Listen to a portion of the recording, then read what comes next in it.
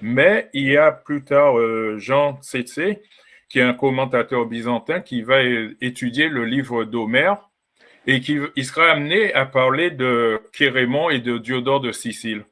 Et donc, dans ses commentaires, il nous dit ceci.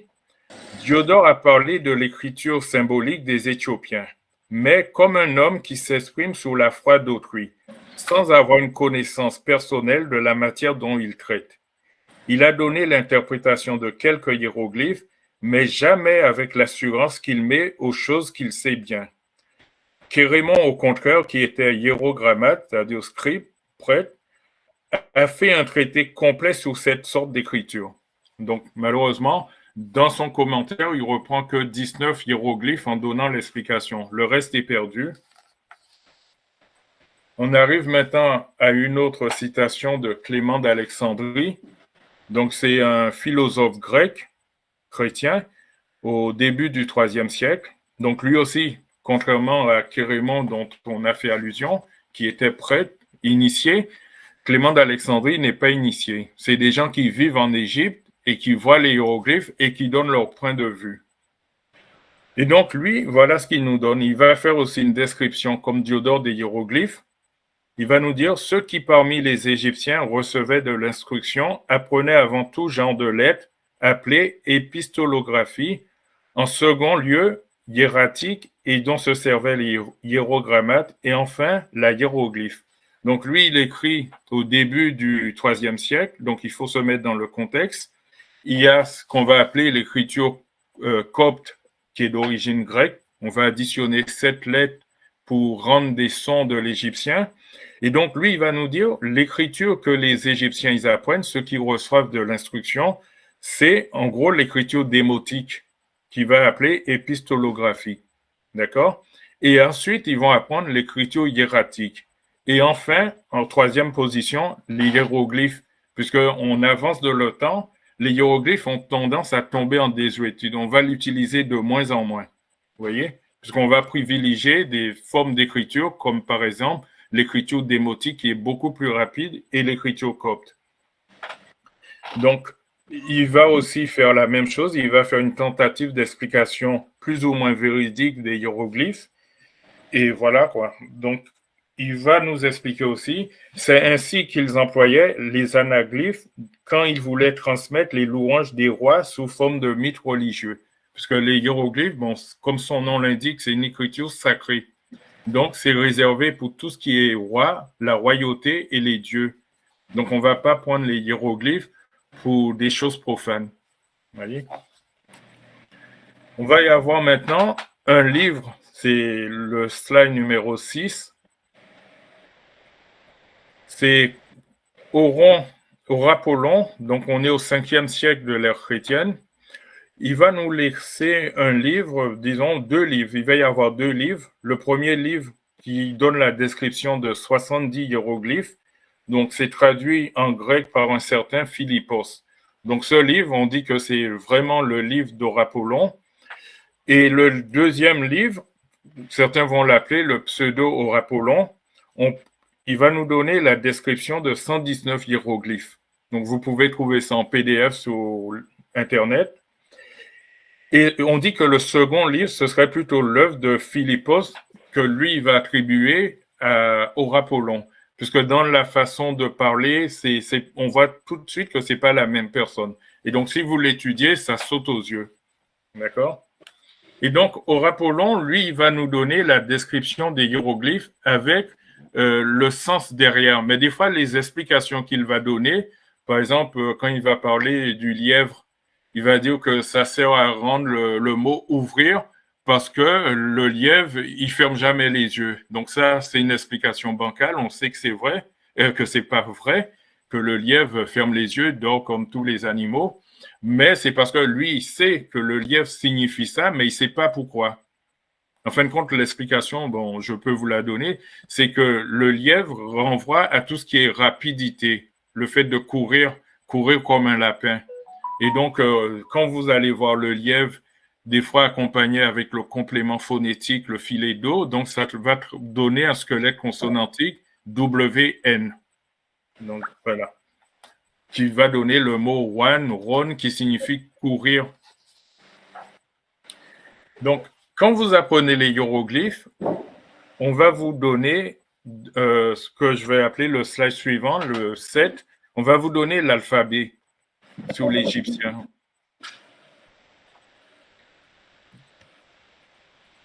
Ok. Un instant. Oui. Voilà. Voilà. Donc, on va vous donner ce genre de choses. Vous voyez des hiéroglyphes. Ensuite, vous avez la valeur alphabétique. Vous avez la translittération de Gardiner. Bon, c'est ce qui fait quasiment autorité dans le milieu égyptologique. Donc, vous voyez. Donc, vous les avez. Vous voyez, par exemple, vous avez ce qu'ils vont appeler le vautour pernotaire avec la lettre A. Vous avez, certains vont dire c'est une plume. Bon, c'est un roseau qu'on va translittérer I. Le double roseau qu'on va translittérer Y ou 2I, etc. Donc, vous avez toute la liste. Vous pouvez trouver ça sous les réseaux sociaux. Donc, la question qui se pose, c'est, là, je vous épargne aussi ce qu'on va appeler là, si vous voulez, c'est des unilitaires, c'est l'alphabet, mais il y a ce qu'on appelle aussi des bilitaires. Donc, j'aurais pu vous donner toute la liste des bilitaires, mais là, vous pouvez trouver ça sous les réseaux. Donc, vous avez les bilitaires, en principe, c'est 2 lettres, 2 consonnes, mais pas spécialement. Donc, la langue pharaonique, pour ceux qui l'étudient vraiment, c'est à base de bilitaires. Mais vous avez aussi ce qu'on va appeler des trilitaires. 3 lettres, 3 consonnes en principe. Généralement, les langues sémitiques sont trilitaires. Vous voyez, c'est plutôt des langues trilitaires. Et donc, en égyptien, on a aussi des trilitaires. Mais les trilitaires, le plus souvent aussi, c'est des mots composés, c'est-à-dire on a un radical et après vous avez un préfixe. C'est-à-dire, par exemple, il y a des mots où vous avez 3 consonnes, mais souvent ça va être le causatif. C'est-à-dire, on va mettre un S devant qui va se prononcer ça, qui signifie faire ou rendre. Donc, ça va être un mot composé. C'est pas un mot vraiment trilitaire, comme je dis. Et après, vous avez d'autres avec un N qui va se prononcer né, qui signifie être. Par exemple, être agréable, être beau. Tous ces mots-là vont commencer avec né et seront considérés comme étant des trilitaires. Après, vous avez des vrais trilitaires qui généralement sont des emprunts aux langues sémitiques. Voilà. Donc maintenant, la question qui se pose, c'est comment on est arrivé à déterminer ces valeurs. Parce que bon, beaucoup de gens, quand vous étudiez, on vous présente et vous acceptez et vous translittérez sans vous poser de questions. On vous dit c'est comme ça depuis 200 ans, vous n'allez pas refaire le monde. Donc le principe qu'il y a derrière, c'est ce qu'on avait vu, on avait commencé à amorcer, ça s'appelle le principe de l'acrophonie. Donc ce qui m'amène au slide numéro 8. Un instant. Voilà. Le principe de l'acrophonie, comme je vous l'ai dit tout à l'heure là, c'est ce que, à Clément d'Alexandrie, quand il nous dit, en parlant des 2 genres d'écriture, il dit que l'un, cryptologie, employait les premières lettres alphabétiques. Les premières lettres alphabétiques, sous-entendu de ce qui est représenté. Et donc, quand vous voyez, par exemple, ce qu'eux, ils appellent le vautour pernétaire, puisque les mots que je vous donne, c'est les mots qui existent en médounétaire et ça existe aussi en copte. Donc, en vérité, ça se prononce Akom, qui signifie aigle. Il y a un saint, par exemple, au début de l'ère chrétienne, qui s'appelait Saint Pacom. Ben, ça signifie qu'on met le P qui est l'article le devant, et donc ça signifie tout simplement l'aigle. Donc, vous voyez, le mot se prononce Akom. Et donc, quand vous employez le principe de l'acrophonie, A comme Akom, donc Ensuite, vous avez ce que certains égyptologues appellent la vipère cornue, mais que certains ont dit que donc, eux, ils l'identifient plutôt à un ver. Et donc, vous avez le mot ver en copte et en égyptien, c'est le mot fent. Donc, en fin de compte, ça, c'est la lettre F. Vous voyez comment c'est noté en copte. Vous avez l'autre que certains vont appeler la chouette, mais en fin de compte, ça se prononce moulage et ça signifie hibou. Et donc, ça va vous donner la lettre M. Vous voyez? Vous avez l'autre hiéroglyphe, c'est la bouche, qui en égyptien se prononce ro. Il y a des endroits en Égypte où, comme en langue soninké, le R devient L. Donc, il y a des Égyptiens qui n'arrivent pas à dire la lettre Ro. Donc, ils vont prononcer Lo, qui signifie la bouche. Donc, quand on dit Ro comme R ou Lo comme L, surtout en Fayoumik, c'est une région d'Égypte. Et donc, les gens là-bas, vous trouverez aucun mot en Fayoumik qui commence par la lettre R. Systématiquement, tous les mots qui, par exemple, en saïdique ou en bohaïrique commencent par la lettre R, en fayoumik sont remplacés par la lettre L. C'est comme en bambana. En bambana, dans un dictionnaire, vous verrez aucun mot qui commence par la lettre L. Voyez? Donc, c'est pas un cas isolé. Vous avez le hiéroglyphe du serpent. Voyez? Donc, ça se prononce en égyptien tout comme en copte, Djatfe. Et donc, ça va vous donner la lettre qu'on va translittérer J, mais qui se prononce Je, comme dans John, Johnny. Vous voyez, en copte, on appelle le Janja, la lettre. Donc, c'est le Je. Ensuite, vous avez le hiéroglyphe de la main, par exemple, qui va se prononcer Dor, qui signifie main, aussi bien en égyptien ancien qu'en nubien. En poulard, Dor va signifier le membre. La main, ça fait partie du membre, d'accord? Et en copte, le T devient D, donc ça va se prononcer Tor.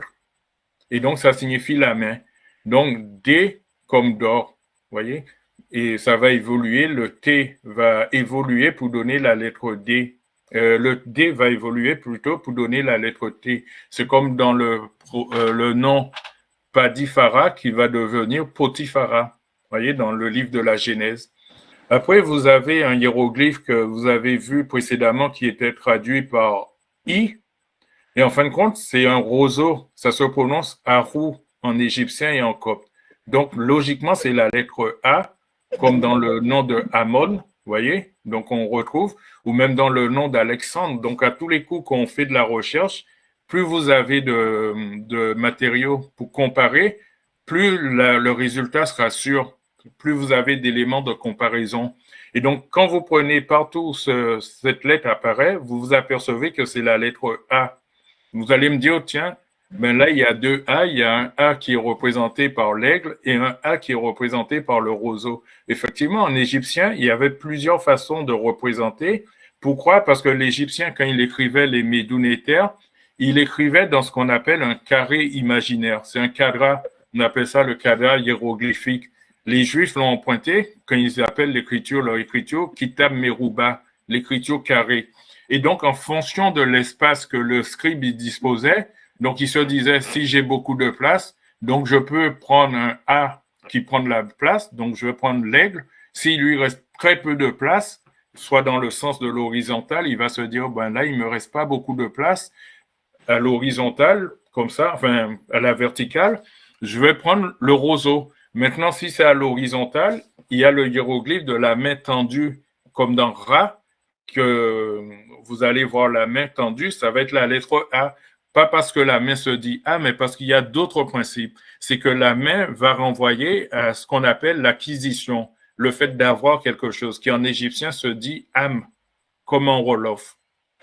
C'est le fait d'avoir. Donc la main tendue comme ça, c'est la possession quand vous avez quelque chose.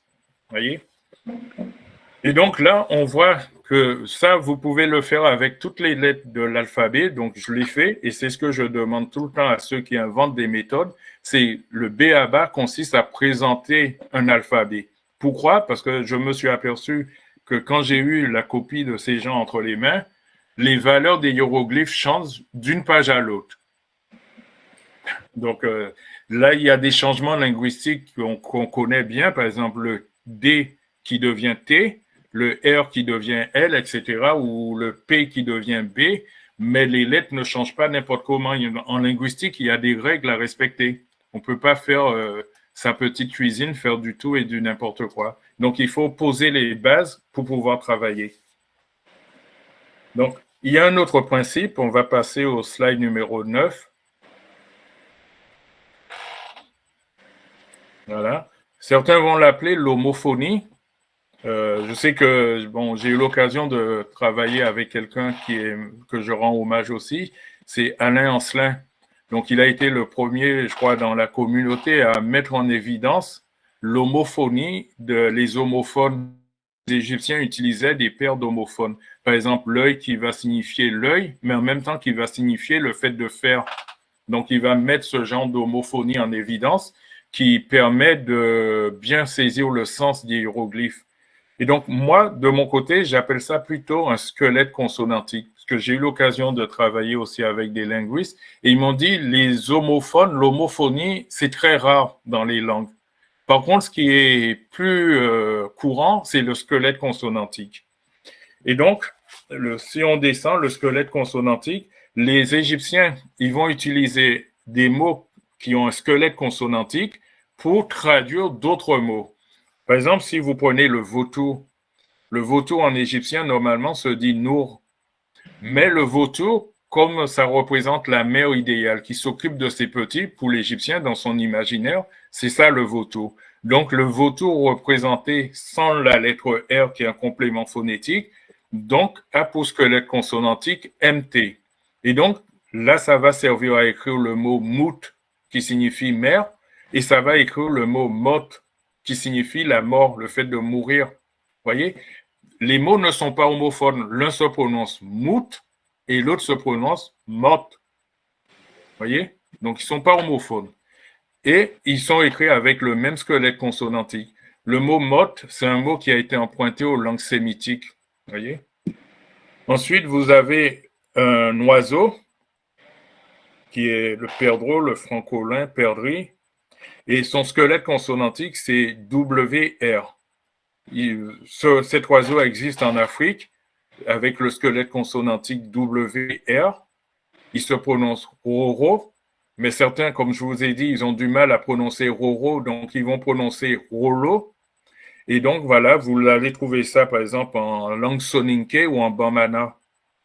Et donc, cet oiseau, son squelette consonantique WR, écrira le mot Wara, qui signifie grand, aussi bien en égyptien qu'en mandinka ou en Wolof. En Wolof, on a le mot War, qui signifie monter sur, être au-dessus de, donc toujours lié à l'idée de grandeur.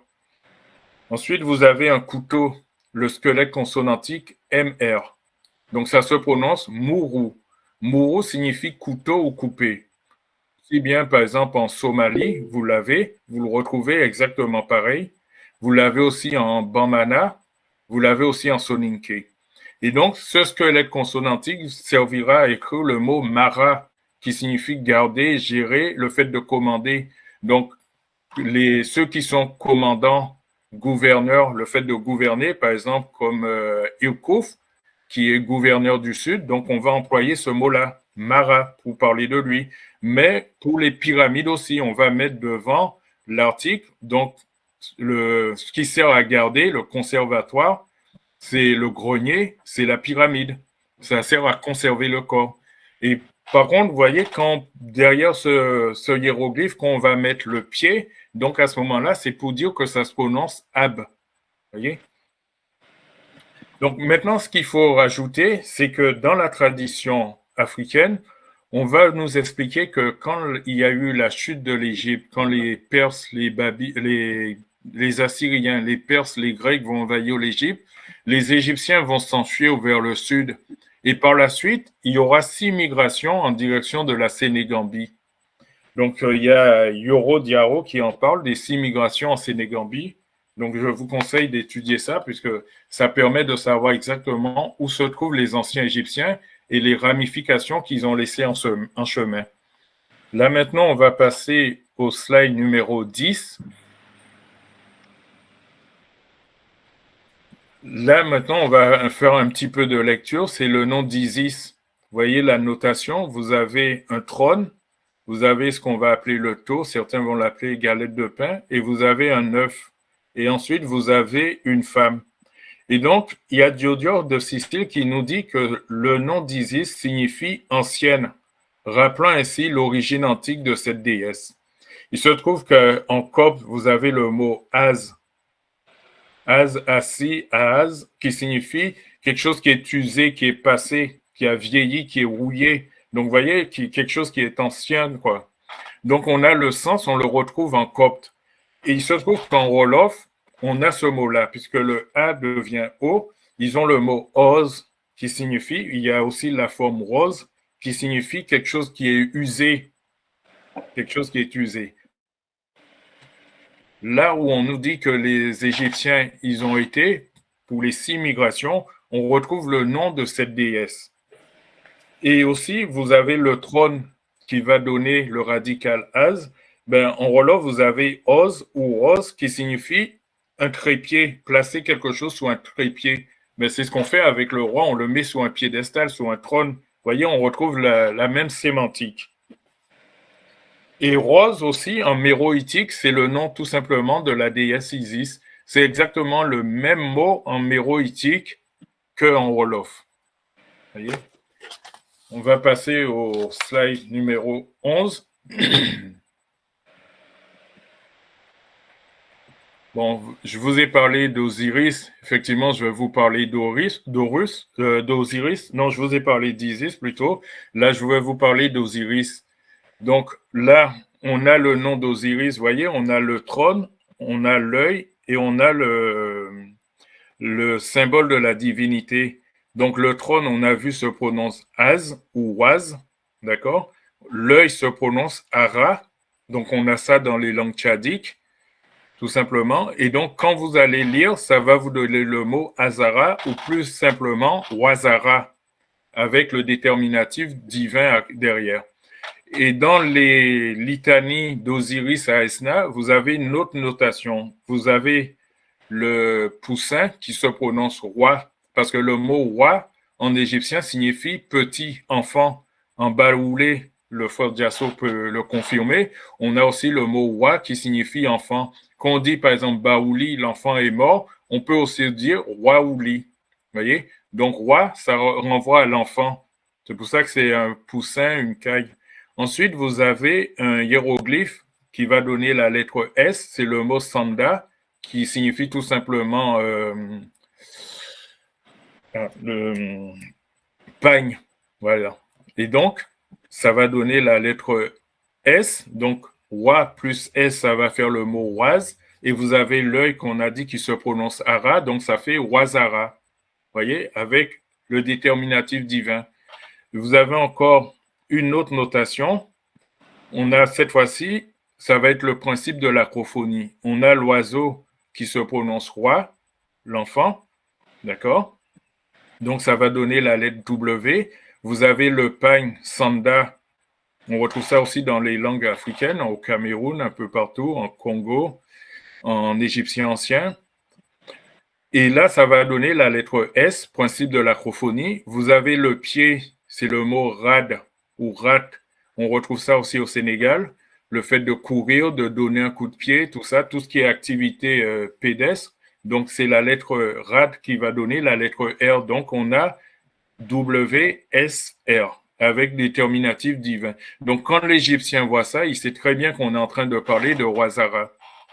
Vous avez une quatrième notation.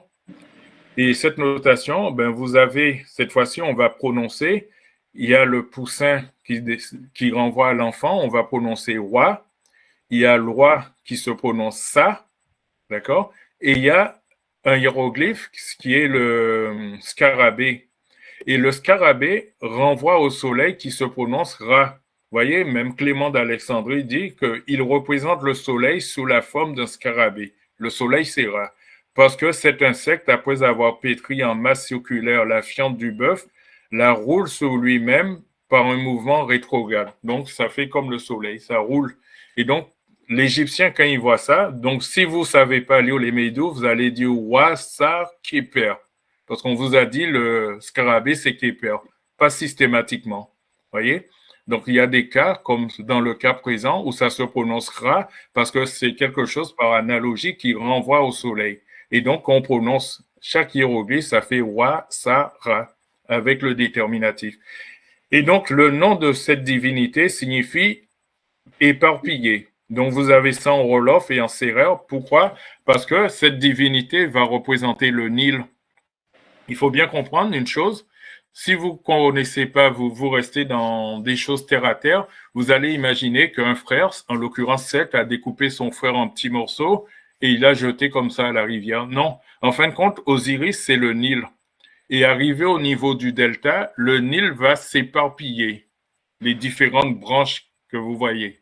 Et donc, après, comme tous les fleuves, le Nil va mourir, va se jeter dans la mer. C'est pour ça qu'on dit que Seth a découpé Osiris en petits morceaux, il a tué. Parce que le Nil va mourir dans la mer Méditerranée. Et donc, ils sont jumeaux, pourquoi? Parce que Osiris, c'est l'eau, l'élément liquide, mais Seth aussi, c'est l'élément liquide. Donc, ils sont jumeaux, ils sont pareils, ils sont identiques. Sauf que l'un représente le bon, l'autre représente le mauvais. Pourquoi? Parce que Osiris, c'est le fleuve, c'est l'eau douce, l'eau de la rivière. D'accord? Et Seth, c'est l'eau salée, l'eau de la mer. Donc, c'est pour ça que Seth va représenter le mauvais et Osiris le bon.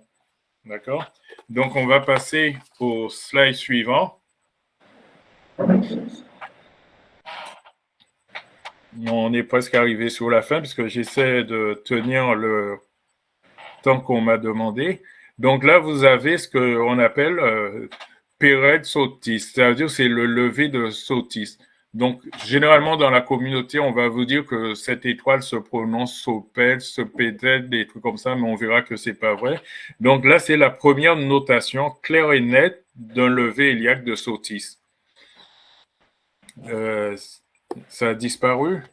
Oui, je viens. Oui. Voilà.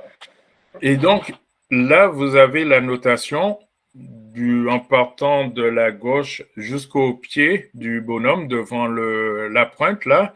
Donc, vous avez la notation beurette qui signifie lever. Et après, la pointe, la galette plus la petite flèche en montant là, juste devant l'hibou, ça se prononce sauti.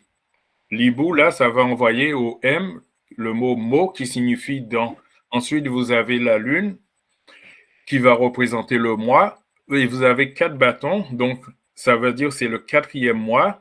Vous avez le nom de la saison jusqu'à la galette, donc la petite maison. Donc ça va se prononcer Perret, qui signifie en wolof reflux, la décrue. D'accord? Donc ça aussi, comme ça va correspondre, on va traduire par hiver, puisque ça correspond plus ou moins à l'hiver de l'hémisphère nord, puisque l'Égypte, ne l'oublions pas, si vous prenez le globe, l'Égypte se trouve dans l'hémisphère nord, puisque l'équateur, c'est au niveau des Grands Lacs.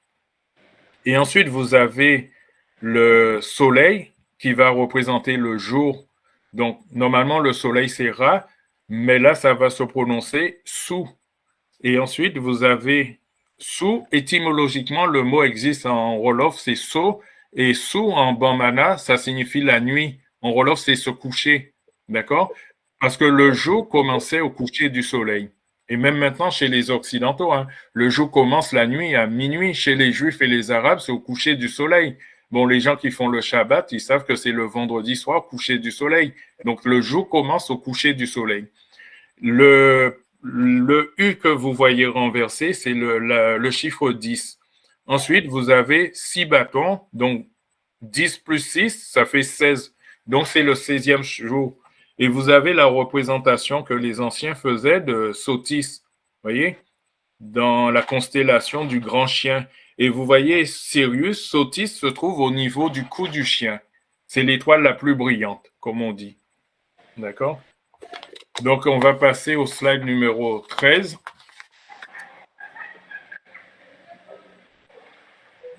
Ici, vous avez la notation du mot Péret.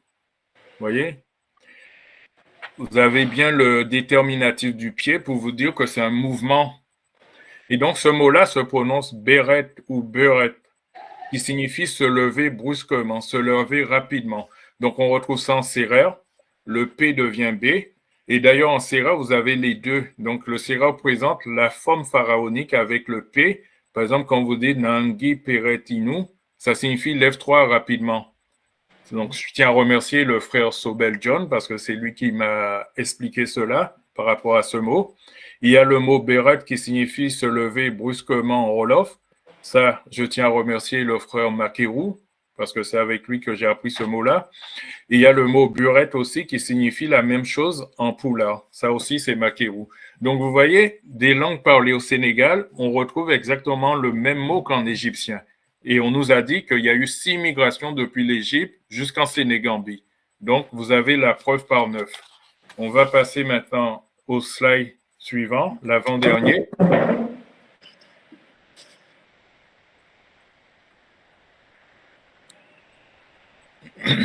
Ici, vous avez la notation de Soti. Donc, dans la communauté, les gens ils vont rester dans le charabia égyptologique. Donc, ils vont vous dire que cette étoile se nomme Sobdet ou Sobdit ou Sobedet.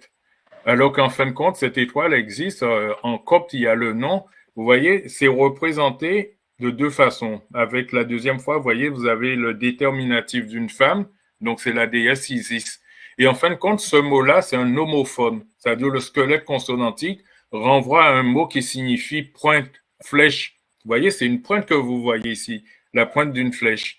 Et en même temps, le mot signifie feu. Donc, vous avez ces mots-là en copte, vous voyez, dans d'autres langues comme en wolof, comme en pulaar, comme on va descendre plus bas. Voilà, vous l'avez aussi en kikongo. Vous l'avez en copte le mot sauter ou saté qui signifie feu. Et donc, on va lire la citation de Plutarque par rapport à cette étoile. Puisque généralement, on nous dit que Sotis, c'est en grec et Sirius en latin. Eh bien non, pas du tout. Quand vous faites de la recherche, Plutarque nous dit l'âme d'Isis est appelée par les Grecs canicule. Canicule. Et Sotis par les Égyptiens. Donc, on voit que c'est les Égyptiens qui l'appellent Sotis, alors que les Grecs l'appellent canicule. Apollon, qui était égyptien, nous dit la même chose. Il nous dit Isis est chez eux une étoile appelée en égyptien Sotis et en grec Astakion. Donc, Astakion, on va prendre la signification du mot. Vous voyez, Astakion, Asta, astro signifie étoile et Kion, le squelette consonantique, vous voyez, vous avez le K, c'est l'équivalent du CH en français. Normalement, ça doit se prononcer comme dans le mot choral. Vous voyez, le CH donne la lettre que, le K. Vous avez le Y qui correspond au I et ensuite le O, le E et le N. Donc, vous voyez, en grec, kion signifie chien. Donc, en gros, ça signifie l'étoile du chien. C'est pour ça que c'est dans la constellation du grand chien. Et le mot canicule, qu'on traduit par canicule, ce mot-là, étymologiquement, canicule signifie le cou du chien. Vous voyez? Et effectivement, on a vu que cette étoile, qui représente la chaleur de l'été, le solstice d'été, se trouve exactement quand il y a le lever de cette étoile, c'est au niveau du cou du chien. Donc, c'est très intéressant pour le calendrier quand on parle du nouvel an. Donc, il faut savoir déjà ce que signifient les mots. Là, maintenant, on va passer au dernier slide, puisqu'on parle de calendrier. Au Sénégal, on retrouve le nom de 2 mois du calendrier égyptien. J'ai pris ces deux-là pour des raisons évidentes. Donc, si vous allez dans la tombe de Sénémout ou même sur la frise astronomique du temple d'Horus à Esna, à Edfou plutôt, vous avez la notation, la première qui se prononce Wak Rara, ou ça peut aussi donner lac. Vous avez ça signifie grand embrasement, grand incendie. Et donc, vous avez le mot lac en wolof qui signifie embrasement, prendre feu. Le R devient L. Vous voyez, exactement comme en égyptien ancien. War, je vous ai dit, ça signifie être au-dessus, monter sur. Wara signifie grand. Et donc, là, vous avez l'oiseau qu'on avait vu, le squelette consonantique WL, avec le nom Roro Wolo, en Soninké, en Bamana. Donc, on les retrouve dans nos langues, qu'on se donne la peine de remplacer les voyelles que les Blancs ils ont mis par convention des E. En faisant de la recherche, on retrouve les vrais mots. Et vous avez le deuxième mois qui est le suivant. Et là, vous voyez, c'est Rak Ndezi. Donc, vous avez un oiseau et après, vous avez le to qui va donner la lettre T. Donc, ça signifie embrasement restant ou manquant. Et donc, vous avez cet oiseau avec le squelette consonantique NDS qui se prononce des. Donc, certains vont dire des parce que le N est à peine prononcé. Donc, qui signifie rester, manquer. Donc, on a une chute du N initial dans certaines régions. Et quand vous rajoutez la galette, le taux derrière, vous avez le mot ndésite qui signifie restant, manquant. Et donc, c'est l'embrasement manquant restant, quoi. Et donc, cet oiseau avec le squelette consonantique NDS, c'est le merle noir. Et son nom existe en sérère. Encore une fois, merci à Sobel Dion qui me l'a confirmé. Ce mot-là se prononce ndas. Donc, vous voyez, on retrouve le nom des oiseaux utilisés en Égypte jusqu'à maintenant au Sénégal, et on retrouve le nom du mois, de 2 mois du calendrier, avec la même signification en Wolof au Sénégal. Voilà. Donc, c'est tout pour la conférence. Maintenant, on peut passer au parti débat. Donc, j'ai pris déjà 1 heure, alors que je devais le faire en 20 minutes. Voilà, donc on va passer l'enjeu immédiatement oui. aux questions. Il y a la sœur Manaya qui lève sa main. Manaya, pose ta question. Merci. En fait, j'aurais 3 questions, mais est-ce que c'est permis ou pas? Allez-y, rapidement. Vas-y. Au TEP à tous, au TEP à toutes, et merci professeur encore. Oui.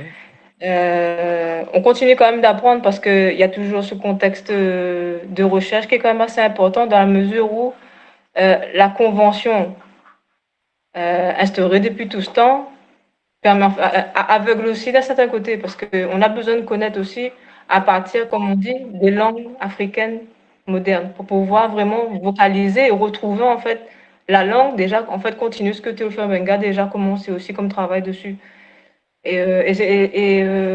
Merci encore parce que la conférence en fait était vraiment simplifiée en fait, même dans les slides, hein, ça a été vraiment simplifié en fait. Mm-hmm. Et donc voilà, bon, j'essaie de faire vite par rapport aux 3 questions, c'est-à-dire qu'on a parlé d'écriture. Et je voulais savoir si dans le sens de lecture, on sait qu'il y a plusieurs sens en fait admis dans la lecture des hiéroglyphes, de gauche à droite, de droite à gauche et de haut en bas. Oui, et de bas en haut aussi.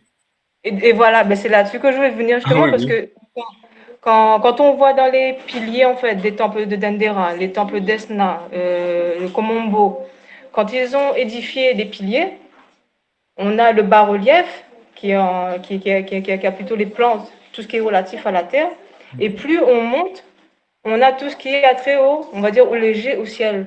Et en sachant que c'est comme si on a la terre et le ciel reliés. Ça fait penser au dieu Shu aussi en même temps par rapport au pilier. Mais en fait, ce que je voulais savoir, c'est effectivement s'il y avait si vous avez déjà étudié sur le fait, comme vous dites, le sens qui est admis, est-ce que le sens de bas vers le haut est admis en fait, pour pouvoir lire dans les 2 sens? Moi, je dis que toute personne qui lit les hiéroglyphes, les médounétaires, sait très bien que quand on prend les hiéroglyphes, on peut lire dans tous les sens.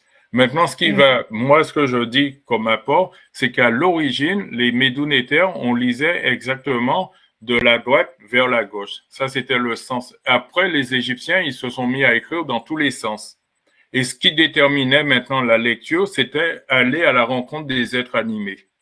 Il n'y a pas d'autre solution. C'est-à-dire, on peut lire de droite à gauche, de haut en bas, de bas en haut. Mais c'est ce qui détermine le sens, c'est l'orientation des êtres animés. Vous allez à la rencontre des êtres animés. C'est ça qui vous donne le sens de lecture. Mais c'est vrai que dans le milieu égyptologie, on dit qu'on lit de droite à gauche, de gauche à droite et du haut vers le bas, mais pas l'inverse. Or, si vous travaillez sur des cartouches, vous voyez les noms de certains pharaons, comme par exemple Toutankhamon, comme par exemple aussi Hatshepsut, tout ça, vous ne pouvez le lire que du bas vers le haut. Et il y en a plein comme ça. D'accord? Et j'ai même, par exemple, sur des documents que j'ai en hiéroglyphe, vous avez le nom de Séti Ier. Sous les mêmes documents, vous avez des cartouches où il y a marqué Ramsès, ça se lit dans un sens, et son nom se lit, par exemple, Menpatira va se lire à l'envers. Donc, si vous avez deux cartouches à poser, un va se lire du haut vers le bas et l'autre va se lire du bas vers le haut. Voyez? Donc, je comprends pas pourquoi les gens veulent pas admettre la vérité. La vérité est là, donc on peut lire dans tous les sens. La règle, c'est d'aller à la rencontre des êtres animés. Voilà. Merci. Et donc la deuxième, en fait, porte sur, vous avez dit le roseau fleuri, Oui. c'était Haru. Mais Oui. comme on a aussi le double roseau, dans ce cas-là, ça, Ben, est-ce que c'est la répétition? le double roseau, ben, le plus souvent, c'est la lettre Y ou I. D'accord? Parce Ouais. que dans certaines langues, ça renvoyait à tout ce qui était pair. C'est pour ça, et c'était la lettre Y. Voilà. Ok, d'accord.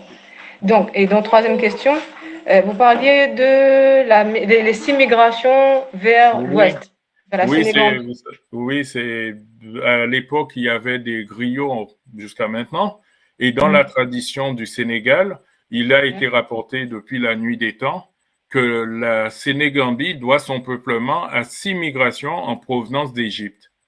Bien D'accord. avant, c'est des choses qui étaient notoires à l'époque, bien avant le déchiffrement des hiéroglyphes, bien avant chez Kanta Diop. Donc, Mhm. deux choses l'une, soit nos ancêtres ont raconté des bêtises, soit ils ont dit la vérité. Mais à l'époque, l'Égypte, la civilisation égyptienne, la grandeur qu'on connaît maintenant, on ne connaissait pas. Donc, on ne peut pas dire que c'est des gens qui ont eu un complexe d'infériorité, qui ont inventé ça pour se donner une origine. Donc, eux, ils sont à l'opposé, mais ils se rappellent qu'ils venaient de là-bas. Et ils l'ont raconté, il y a des mots, il y a des noms qu'ils donnent, c'est trop précis. Voyez? Et la preuve par neuf, c'est que quand vous prenez, j'ai étudié plusieurs langues, hein, mais il faut être honnête, c'est au Sénégal qu'on retrouve le plus de mots. Pour vous donner un exemple, quand je fais une estimation, à 80%, si par exemple j'ai 10 mots, 8 sur 10, je retrouve au Sénégal. Plus spécialement dans le Wolof, le Sérère et le Pulaar. On retrouve aussi en Soninké et en Manding. Voilà. Et D'accord. justement, En fait, tous ces peuples oui. sont issus d'Égypte. Voilà. En fait, la question portait sur le fait si est-ce qu'il y avait des sources qui indiquaient qu'il y avait des migrations dans l'autre sens aussi, c'est-à-dire vers l'est. Par exemple. Non, j'ai pas ce genre de source. D'accord. Parce qu'en fait, j'avais remarqué dans la langue malgache, quand j'ai étudié par rapport à la manière dont les hiéroglyphes sont placés et surtout par rapport au complément phonétique, Mhm. lorsqu'il y a des rajouts, dans la langue malgache, pour dire un mot, par exemple, si on veut dire merci, on va dire misoch. Quand Mhm. on entend misoch, mais lorsqu'on va écrire, il y aura toute une ribambelle de lettres qu'on ne prononcera pas Oui. exactement de la même manière que dans les mots avec les hiéroglyphes, où Mhm. il y a des compléments phonétiques qui ne se liront pas. Oui, oui. Et donc, voilà, c'est ce que je voulais savoir, s'il y avait des sources ou pas qui montraient qu'il y avait aussi eu une migration, en fait, vers l'Est. Il y a Bon, pu y avoir des migrations en partant de l'Égypte ou plus au sud du continent, hein, puisqu'on a Mhm. retrouvé, par exemple, au Zimbabwe, au Congo, on a retrouvé des vestiges de la civilisation égyptienne. On a retrouvé des statuettes d'Osiris avec des cartouches de Toutmosis. Donc, on sait que vers 1500, il y a eu ce genre de migration. Après, Mhm. peut-être que ça a traversé l'océan Indien pour arriver à Madagascar et autres. C'est fort D'accord. possible. D'accord. Voilà. Merci. Donc, parce que je vous invite à travailler là-dessus. Merci, oui, mais c'est en cours en fait. C'est Oui. en je vais cours. t'envoyer la documentation dessus, Manaya. Ok, merci. Merci beaucoup. Ok, Donc, on s'il y a continue avec les d'autres questions. questions. Il y a le frère Habib qui a posé une question. Et puis Oui. après, il y a la Chinouti Kaba qui va poser également sa question. Donc, frère Habib, vas-y. Oui, bonsoir. Est-ce qu'on m'entend bien? Oui. Oui, bonsoir à Monsieur Pierre Milon. Bon, je l'appelle Bonsoir, toujours docteur. professeur. Je n'aime pas qu'il m'appelle docteur parce que c'est devenu un peu comme mon grand frère, mon aîné. Donc, je le remercie pour sa présentation et je salue tout le monde. Je salue aussi Jasso. Comme d'habitude, c'est toujours un plaisir de l'écouter. Tout est clair. Bon, je n'ai pas envie de rebondir sur la question de, de Manaya. Bon, je crois, si elle veut faire ses recherches, déjà que géologiquement, Madagascar était collé au continent, donc je pense, hein, c'est possible. Il y a eu des gens qui ont dérivé aussi avec ça, qui ont apporté leur culture là-bas. Voilà. Est-ce que c'est la période de dérivation? Non, j'ai pas la période. J'avais lu ça quelque part, mais bon, ça, on pourra en rediscuter après. Ne pas empiéter sur le temps.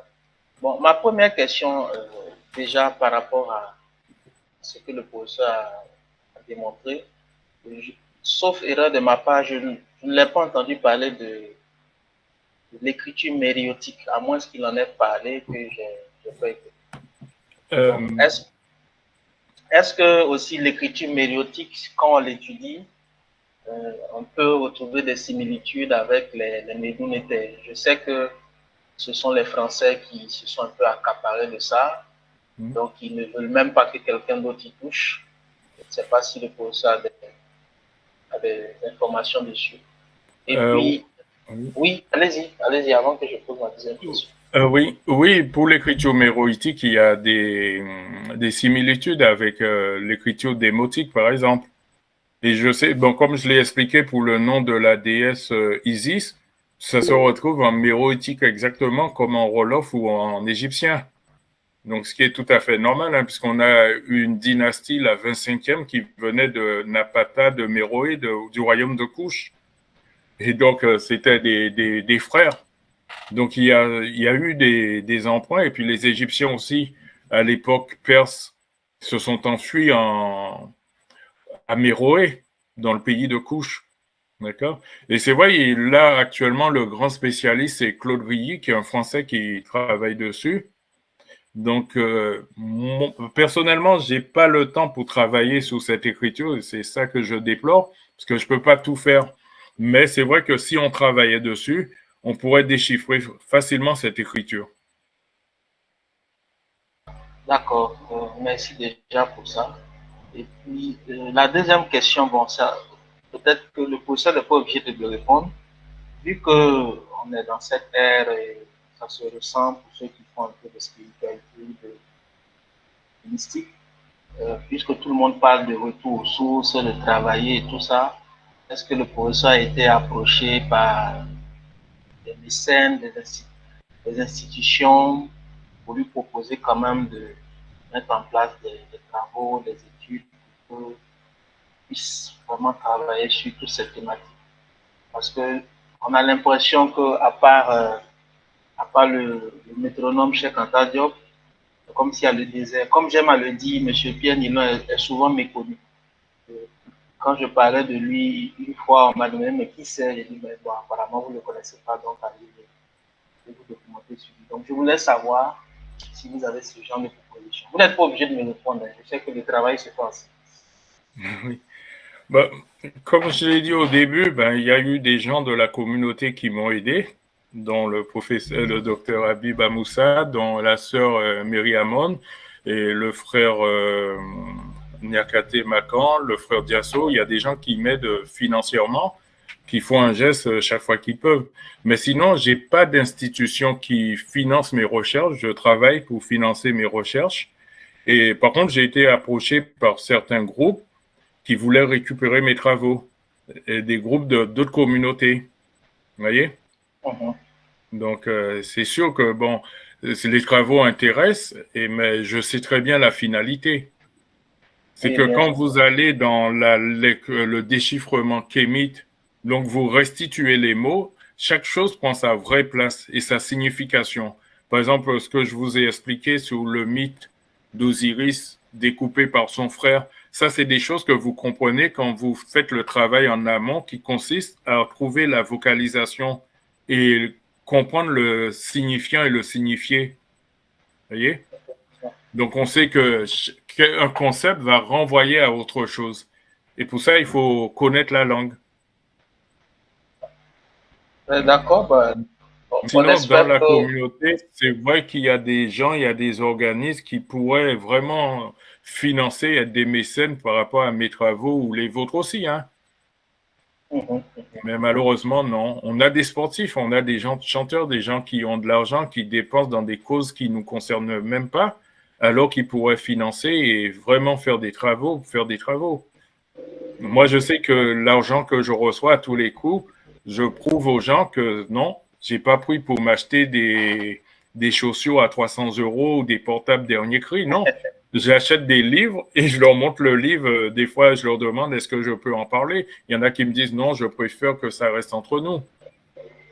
Donc, j'ai eu une association qui m'a aidé à plusieurs reprises, de M. Maurice Cissé, c'est Afrique Renaissance, qui se trouve aux États-Unis. Donc, ils m'ont aidé, et voilà. Mais des fois, bon, il y a des gens qui aident, mais qui préfèrent rester dans l'ombre parce qu'ils veulent pas être aussi enquiquinés. Oui, parce que des fois, quand on voit que telle personne a aidé telle personne, donc on se dit, ben, on va les considérer comme un banquier. Donc, on va les solliciter, alors qu'eux, ils ont fait un geste et ils ne peuvent pas financer tout le monde. Ok. D'ailleurs, le vrai travail se fait au silence. Maintenant, je termine juste un diaso en disant que pour les langues Sénégal, le fait que vous avez retrouvé beaucoup de matching, je veux dire, des médoumétés avec les langues au Sénégal, je peux dire que oui, c'est vrai.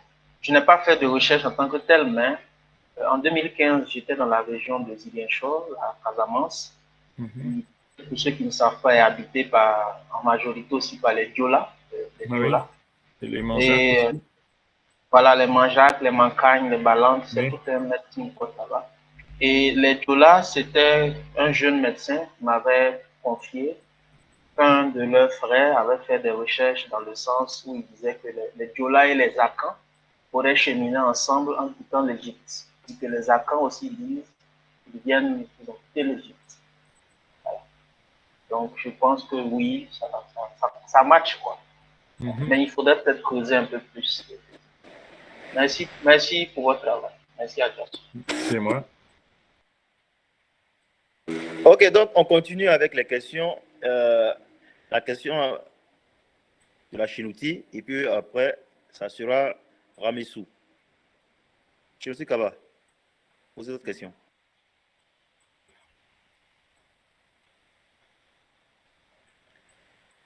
Chinouti Kaba, elle est là.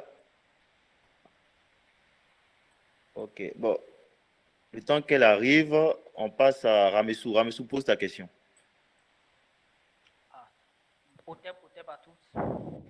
On t'entend faiblement. Parle un peu plus. On t'entend pas du tout.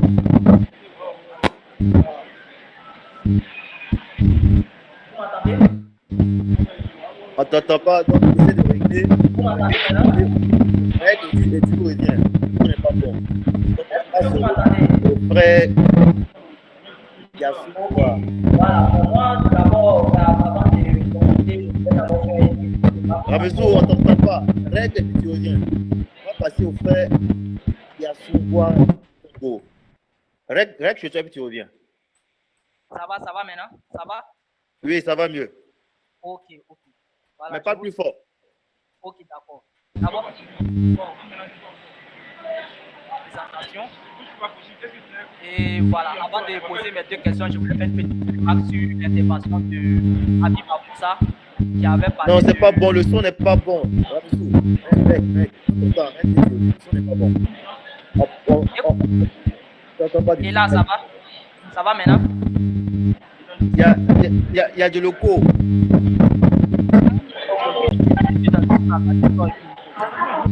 Donc, règle et tu reviens. On passe au frère. Allô? La Chinouti est revenue. Bon, on fait les femmes d'abord. Chinouti, on t'écoute. Pose ta question rapide.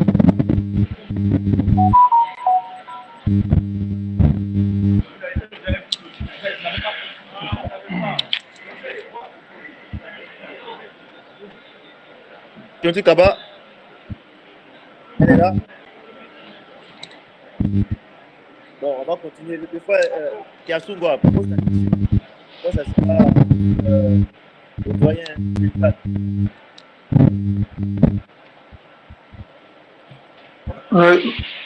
Mais il y a quand même pas mal de bruit, donc je ne sais pas si les personnes peuvent couper la musique. Oui, il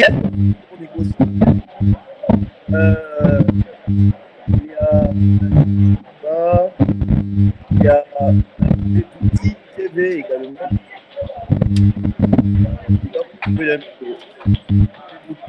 Petit TV.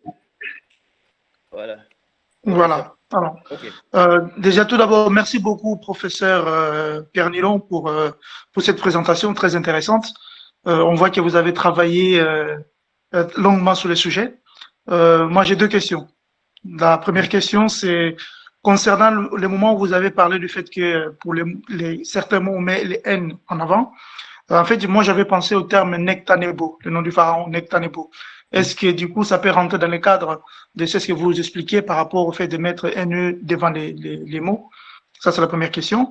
La deuxième question, c'est plus d'ordre général, parce que, en fait, je constate que il y a beaucoup de personnes, comme vous avez dit au départ, hein, qui donnent des cours, qui proposent des méthodes et tout ça. C'est tout à leur honneur.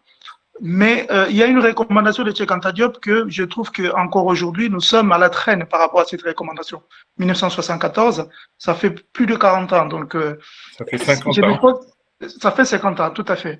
En fait, Cheikh, il avait posé la question suivante, c'est que il demandait à la société africaine, en tout cas les sachants, les savants, de se réunir pour créer une sorte d'institution qui permettait justement de diluer ou d'informer la population africaine, les continents, mais aussi la diaspora, notamment les pays comme les Haïti, les départements d'outre-mer français, ainsi de suite, ainsi de suite. En tout cas, partout où il y a les Africains, ou les Noirs en tout cas, en général.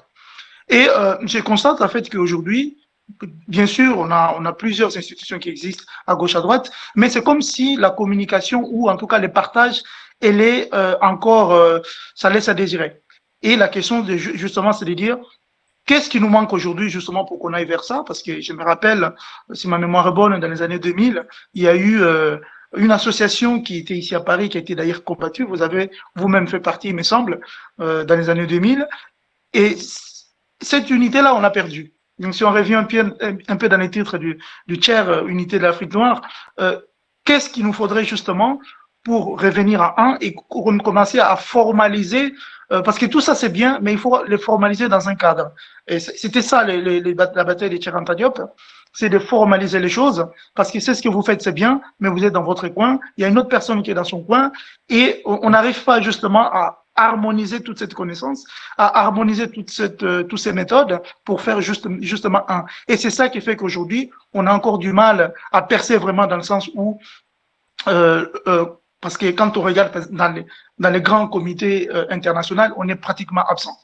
Pourquoi? Parce qu'on n'a pas fait vraiment encore le travail de fond pour que on ait une sorte de légitimité pour être vraiment dans les grands concerts des nations. Voilà ma deuxième question. Merci beaucoup. Bon, pour la première question, effectivement, pour le mot dans Nectanebo, effectivement, le N-E qui est devant signifie être né, d'accord? Et ensuite, vous avez des fois, c'est une branche d'arbre qui est représentée ou alors ce qu'on va appeler le placenta avec la galette. Donc, c'est le hiéroglyphe pour le placenta, c'est AA1. Le classement de Gardiner, et pour ce qu'on appelle la galette, c'est X1, le classement de Gardiner. Et donc, ça va donner le squelette consonantique KT. Donc, ça renvoie à l'arbre. Donc, KT, par exemple, dans les langues couchitiques, vous avez le mot Ked, Kod, tout ça. Ça signifie l'arbre, mais en même temps, ça signifie ce qui est dur. Vous voyez, comme une branche d'arbre, c'est dur, quoi. Hein? Donc, voilà. Et donc, le nez devant signifie être dur. Donc, on dit Neketa Nebo. Neketa signifie être dur. D'accord? Et donc, on va prendre le squelette consonantique, par exemple, NKT, qu'on va traduire dans Nekta Nebo, mais ça renvoie à des noms qu'on retrouve dans l'Empire mandingue, comme le nom Nyakate, qu'on retrouve. Vous voyez, vous avez le NKT exactement pareil. D'accord? Et donc, voilà, c'est pour répondre à cette première question. La deuxième, ce qui nous empêche de travailler ensemble, j'ai souvent fait des appels aux autres pour qu'on travaille ensemble. L'association dans laquelle j'étais, je pense que vous faites allusion peut-être à Ménébuc, tout ça. Donc, c'était pas une association. Ménébuc, c'était, bon, si vous voyez, il y avait les colloques Ménébuc qu'on faisait. Mais quand vous travaillez avec des gens, il faut les respecter. D'accord? Ça commence par le respect. Donc, vous pouvez pas penser faire des choses dans la durée en prenant les autres, excusez-moi, pour des cons. Moi, par exemple, je suis sur un groupe, les fois où ils sont là, je respecte tout le monde me respecte. Donc, dès qu'il y a le respect, personne n'est plus grand que l'autre.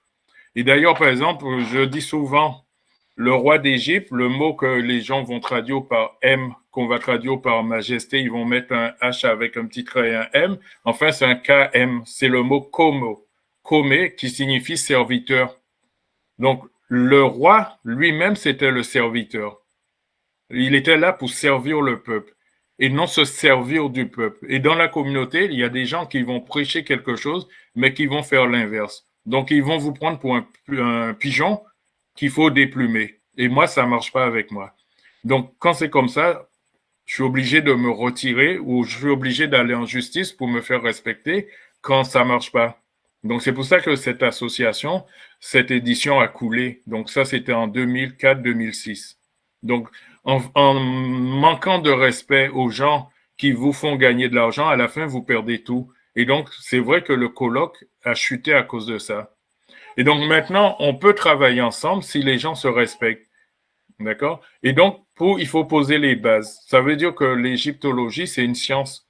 On ne peut pas faire sa petite cuisine dans son coin, inventer des méthodes pseudo-scientifiques, et après, quand on vous demande de passer au tableau, il n'y a plus personne. Il y en a beaucoup qui inventent des méthodes. Mais quand vous leur donnez un texte en égyptien, vous leur demandez de translittérer et de lire, ils sont incapables. Ils font des visites guidées en Égypte, hein. Et arrivés devant les textes, ils ne sont pas capables de lire. Ils sont obligés d'embaucher des Coptes, des Arabes pour faire la visite pour eux. Voilà. Donc là, on peut travailler ensemble si les gens... Moi, j'ai toujours dit, quand on fait quelque chose, la première chose, c'est de présenter l'alphabet et expliquer aux gens pourquoi ça a telle valeur. Comme ce que j'ai fait là. Je vous ai présenté un extrait, mais le travail est fait sur tous les signes. Donc, pourquoi ça a telle valeur? Donc, ça permet aux gens de comprendre d'où ça vient, qui l'a inventé, dans quelle langue, et ça vous permet aussi, ça vous permet de faire la translittération et la traduction. Vous voyez? Il nous reste si les gens veulent travailler avec une méthodologie, il n'y a pas de souci. Nous, on est sur un groupe où on travaille. Voilà, on a largement dépassé le temps. On va arrêter à 30. Donc, on prend le grand frère June Gagne. Après, ça sera la Chinouti Kaba, si elle est encore là. Et puis, on va arrêter. On pourra continuer les autres jours. Je sais que c'est passionnant. Mais il faut respecter le temps. C'était 1 heure. Voilà, avec les autres. Peut-être Jasso. Voilà. Hôtel Chinouti Kaba. OK. J'ai un vrai problème d'Internet. Hein. Ça vient, ça coupe, et c'est pas évident. Hein. Donc, peut-être que là, actuellement, c'est là. Sinon, si vous essayez que ça ne prend pas, ben OK, pose ta question. Pose ta question rapidement. Donc, et puis, le doyen va terminer. Désolée pour le frère. Hein. Voilà, donc du coup, en fait, déjà, merci beaucoup au professeur Mélon d'être ici avec nous. Ma question, en fait, rejoint un tout petit peu mon prédécesseur, même si je n'ai pas tout compris. Mais en fait, c'est que je voulais savoir quelles sont les méthodes que vous avez mises en place. Hein? Quelles sont les méthodes que vous avez mises en place pour le déchiffrement des médules éthères? J'aimerais bien le savoir. Et aussi, c'est que je le rejoins du fait qu'il y a plusieurs méthodes de lecture actuellement. Quand nous, on essaie de vous suivre, on est très jeunes dans la recherche par rapport à vous autres. J'ai déjà entendu parler de la méthode Kuma que je suis, moi aussi. Il y a la méthode Sudwana. Donc, ça fait qu'il y a plusieurs méthodes et par peur de se perdre au milieu de toutes ces méthodes-là, il faut absolument que nous trouvions un moyen de s'assembler d'une certaine manière, ou en tout cas, vous dites-nous déjà pour la première question, quelle méthode vous nous apportez? C'est une très bonne question, puisque j'apporte aucune méthode.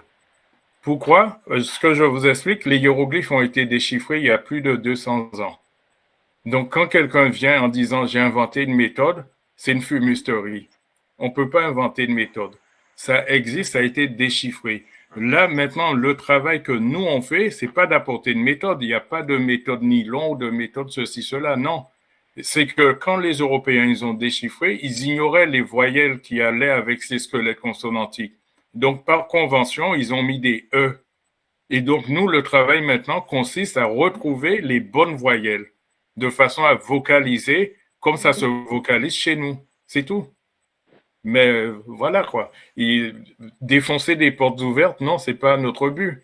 Les hiéroglyphes existent. Tout le monde utilise la méthode depuis le déchiffrement de Champollion. S'il y avait une méthode à trouver, vous pensez pas que chez Anta Diop, qui était le plus grand égyptologue, il aurait une méthode? Vous pensez pas qu'au Benga, il aurait inventé une méthode? Si tout ce qu'on nous enseigne, c'était du pipeau, vous pensez que tous les grands égyptologues au monde, ils n'auraient pas vu que Champollion s'est trompé? On a des gens qui connaissent pas grand-chose, qui font des acrobaties. Non. Il y a des choses à respecter, il y a des règles à respecter. C'est comme le code de la route. On ne va pas inventer le code de la route, ça existe, tout le monde l'applique. Donc là, il y a dans n'importe quel institut d'égyptologie, ce que je vous dis là, c'est ce qu'on va vous enseigner. Donc, j'ai pas de méthode à inventer. Je vous enseigne l'égyptologie. La seule différence, c'est que, je vais vous dire, c'est pas comme ça se prononce. Là, c'est une convention. Mais le mot, par exemple, qu'on va dire néter, ça, c'est une convention. Moi, je vais vous dire que ça se prononce noutar. Et ça, je vais vous dire que vous trouvez ça en sérère. Ça signifie celui qui ne ferme jamais les yeux. Celui qui est immortel, c'est Dieu. Après, je vais vous diachronique, le R final tombe. Donc, noutar, ça va donner nouta, nouté, nouti, qu'on retrouve en copte. Vous voyez? Et après, je vais vous montrer que le R final, ça tombe même chez nous aux Antilles, dans certains mots, ça va tomber dans les mêmes conditions qu'en égyptien ancien. Vous voyez?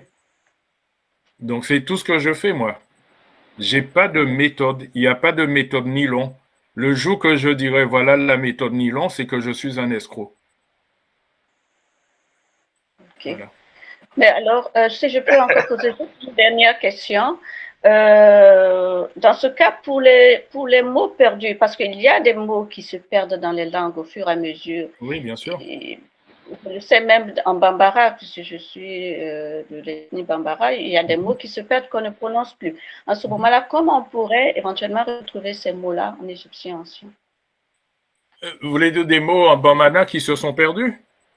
Des mots, je vais dire, j'ai pris juste l'exemple du Bambara en disant qu'il y a des vieux mots qu'on ne prononce plus, vous voyez, oui, qui ne se retrouvent plus dans nos langues actuelles. Mm-hmm. Donc, si on rejoint les médunitaires, il y a certainement aussi des mots que nous ne pourrons plus retrouver dans ce sens-là, si je suis un tout petit peu votre raisonnement. Non, les mots, on les retrouve. C'est-à-dire, bon, puisque l'Égyptien ancien, depuis 3000 avant l'ère chrétienne jusqu'à 5e siècle, c'est une langue qui était notée. On a des hiéroglyphes. Donc, quand on connaît la valeur, on lit. On sait que ça se vocalise comme ça. Après, le travail, consiste à dire, on va retrouver ça on va solliciter les langues locales, les langues en Afrique, et on va se dire, voilà, je l'ai retrouvé dans telle langue. Mais ça se trouve qu'il y a des mots qu'on va pas trouver, puisque nous, on est dans un groupe, on n'a pas une base de données avec toutes les langues parlées sur le continent. Donc, à notre niveau, il y a des mots qu'on va pas trouver, mais ça veut pas dire que ces mots-là n'existent pas. C'est-à-dire, si on pouvait recenser des locuteurs de toutes les langues et les interroger, à coup sûr, on trouverait tous les mots. Je vous donne, par exemple, en égyptien. Souvent, vous allez voir, on va vous représenter le roseau qui est classé, j'ai bonne mémoire, j'oublie. Bon, on va M17, il me semble, ou quelque chose comme ça. Donc, on va vous présenter le roseau fleuri, et on va vous représenter la main, et on va vous représenter le déterminatif d'un enfant. Donc, on va vous dire, ça se prononce id, et que ça signifie enfant en égyptien. Moi, ce que j'amène, c'est-à-dire le déchiffrement kémite vers un déchiffrement kémite, c'est que déjà le roseau, c'est pas la lettre I, mais la lettre A selon le principe de l'acrophonie que j'ai mentionné. je vais vous dire, la main, c'est le D. Donc, logiquement, certains vont dire ça se prononce ad. Mais ce qu'il faut savoir, c'est que les Égyptiens, ils utilisent un cadran hiéroglyphique et donc, des fois, ils n'écrivaient pas dans l'ordre. C'est-à-dire, il faut prononcer da, dans. Et là, vous retrouvez ça. Par exemple, certains vont prononcer, vous, en bambana, vous allez prononcer den. Vous voyez? En Haoussa, ils vont dire da, exactement comme en égyptien, et ça signifie enfant. Donc, c'est dans ce sens qu'on retrouve les mots. Haoussa, c'est une langue tchadique, et l'égyptien ancien est proche aussi des langues tchadiques. Vous voyez? Mais ça, c'est pas une méthode, hein. C'est simplement, c'est la même chose que les Européens, mais là où ils se sont trompés, nous, en tant que descendants de ces gens-là, en tant que locuteurs de ces langues locales, ben, on restitue la vérité. On leur dit non, là, vous vous êtes trompés, ça se prononce comme ça. Un peu comme si, par exemple, moi, j'ai des gens qui sont arabes, quand je prononce un mot, ils me disent non, tu prononces mal. Ils me font répéter parce que ben, c'est leur langue maternelle. Donc, nous, l'Égyptien ancien, c'est nos langues. Donc, c'est à nous de s'accaparer de ça et de faire le travail. Ok, on va finir rapidement avec le doyen. Doyen est arrivé, donc. Ça passe tellement vite. Voilà, le doyen Jungai. Voilà, il faut avoir pitié de nos oreilles. Ok, merci à vous. Je ne serai pas long, je tenais à tous vous remercier et à féliciter le professeur Pierre Milon. Je voulais juste rajouter deux éléments que j'ai relevés. En ma langue maternelle, on dit âme. Âme, c'est âme. Âme, c'est donne-moi. Donne-moi, c'est la main. Donc, c'est-à-dire que le fait de donner, c'est la main. Et il y a beaucoup de langues comme ça où on retrouve ça. Je ne vais pas vraiment développer, sinon il y aura trop de temps déjà de dépassement. Alors, il y a également un échange que j'ai eu avec le professeur Pierre Nilon sur le mot malep qui renvoie à pas mal de choses. Et on était arrivé à quelque chose que le professeur m'a faire revivre, c'est ce qu'on appelle la pensée symbolique et le champ sémantique. En fait, les gens ont une croyance quand ils se retrouvent avec la pensée symbolique et le champ sémantique, et la pensée symbolique les fait croire que le fait que ça peut renvoyer à quelque chose, ils sont sur le bon chemin. Et c'est ça que le professeur est en train d'essayer de décrypter avec vous quand il vous parle de l'ossature des mots, et c'est très important. Effectivement, il y a ces petits éléments-là qui peuvent prêter à confusion. Parce que moi-même, c'est en discutant avec toi, professeur, que j'ai vraiment intégré cette chose-là. Et je pense que les gens ont, effectivement, quand on les met pas mal de méthodes, ont des confusions entre le champ sémantique et la pensée symbolique en général. Et donc, ça les envoie sur une méthode qui, en réalité, n'est pas ça. Effectivement, il n'y a pas de méthode à inventer, donc je ne peux pas développer. Je suis avec la perception que le professeur a, parce que je cause plusieurs langues. Je cause le bassa, je cause le bami, je cause le douala, je cause les wondo, je cause un peu le foufoudé. Donc, j'ai quelques comparaisons qui me permettent de bien comprendre ce qu'il dit en fait. Et ce serait intéressant la prochaine fois qu'on ait éventuellement des gens qui ont plusieurs langues vernaculaires, afro ou afro-descendants dans leur actif et qui puissent venir appuyer ce que le professeur dit. C'est exactement ça en fait. Voilà, je m'arrête à ça, je vous remercie infiniment. Ok. Donc, je vous dis merci. On dit merci au professeur Nilon. On dit merci à vous tous. Merci. On était nombreux aujourd'hui, 30 personnes. Ça, c'est très bon. il y avait également beaucoup de femmes. Donc, la semaine prochaine, à la même heure, ça sera autour de, je vous montre rapidement, ça sera autour du professeur Oulou qui va venir nous parler de cosmogonie à la même heure, 17h00. Bon, là, c'est en train de tarder. Bon, en tout cas, vous allez le voir sur nos pages. Vous allez sur Kemet Math, la page Facebook Kemet Math, ou sur le site kemetmath.org ou kemetmath.online. kemetmath.online ou kemetmath.org pour nous suivre. Ou simplement, vous allez sur nos pages Facebook. Je vous dis merci et à la semaine prochaine. Merci à tous.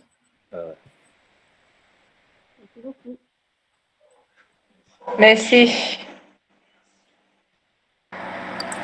Merci, grand merci.